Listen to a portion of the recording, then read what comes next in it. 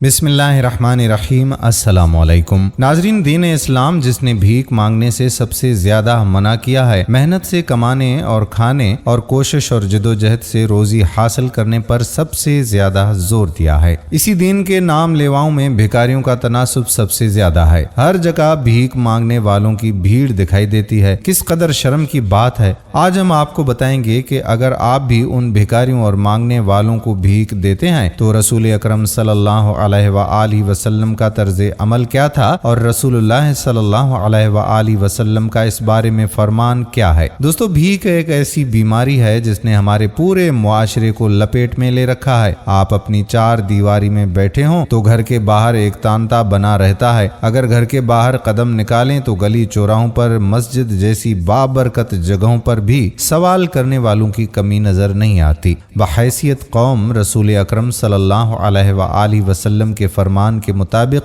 जलील और रुस्वा हो रहे हैं। अगर आप भी इन मांगने वालों को 10-20 रुपए की खैरात दे देते हैं तो हम आपको बताते हैं कि इस बारे में रसूल अकरम सल्लल्लाहु अलैहि वसल्लम की सुन्नत और उनका तर्ज अमल क्या था। उन लोगों की हिदायत के लिए आप सल्लल्लाहु अलैहि वसल्लम ने क्या फरमाया। हजरत अनस बिन मालिक रजी अल्लाह ताला अन्हु से रिवायत है कि एक अंसारी सहाबी रसूल अकरम सल्लल्लाहु अलैहि वसल्लम के पास सवाल करने की गर्ज से आए। आप सल्लल्लाहु अलैहि वसल्लम ने उनसे पूछा कि क्या तेरे घर में कुछ नहीं? तो वो बोले कि क्यों नहीं, एक कंबल है जिसका एक हिस्सा हम बिछा लेते हैं और एक हिस्सा ऊपर ओढ़ लेते हैं। एक पानी का प्याला है जिससे हम पानी पीते हैं। आप सल्लल्लाहु अलैहि वसल्लम ने फरमाया कि वो दोनों चीजें मेरे पास ले आओ। चुनाचे वो सहाबी गए और अपनी दोनों चीजें ले आए। आप सल्लल्लाहु अलैहि वसल्लम ने उन दोनों को हाथ में लेकर फरमाया कि इनका कोई खरीदार है।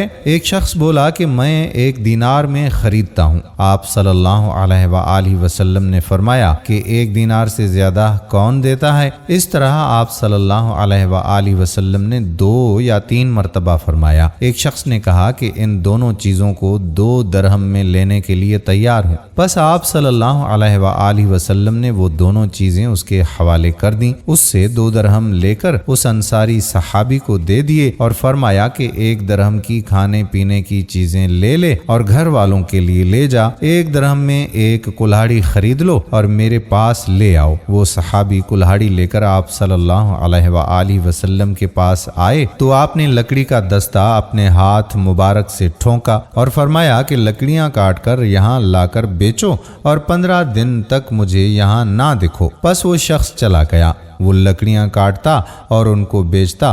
कुछ दिनों के बाद वो शख्स आया। उसने 10 दरहम कमाए थे, जिसमें से उसने कुछ का कपड़ा खरीदा और कुछ का खाने पीने का सामान ले लिया। आप सल्लल्लाहु अलैहि वसल्लम ने फरमाया कि तेरे हक में बेहतर इस बात से कि क़यामत के दिन तेरे मुंह पर एक दाग लगा होगा। नीज आप सल्लल्लाहु अलैहि वसल्लम ने फरमाया कि सवाल करना दुरुस्त नहीं मगर 3 तरह के आदमियों के लिए। एक वो जो निहायत मुफलिस हो, खाक में लौटता हो। दूसरा वो जो परेशान कुन कर्जों के बोझ तले डूबा हुआ हो। ये सवाल कर सकते हैं। रसूल अकरम सल्लल्लाहु अलैहि वसल्लम की हयात मुबारका के वाक़े में 2 पहलू पोशीदा हैं। एक तो बज़ाहिर हमें साफ पता चलता है कि मांगने वालों के लिए एक सबक है और अगर वो जवान और ताकतवर है तो मेहनत करके कमाए। दूसरा पहलू जो उन भिखारियों को देते हैं। आप सल्लल्लाहु अलैहि वसल्लम के फरमान में सबक पोशीदा है कि वो सहाबी कभी भी रसूल अकरम सल्लल्लाहु अलैहि वसल्लम की खिदमत में झूठ ना बोलते। जिस शख्स के घर में कुल असासा एक कंबल हो और एक प्याला हो, क्या उसके मोहताज होने में कुछ शक रह जाता है? लेकिन चूंकि वो माजूर नहीं था, कमाने के काबिल था, तो आप सल्लल्लाहु अलैहि वसल्लम ने उसे कुछ देने के बजाय मेहनत की तरफ उसका ख्याल करवाया। दोस्तों, हम उम्मीद करते हैं कि हमारी आज की वीडियो भी आपको जरूर पसंद आई होगी और अपने दोस्तों के साथ इसे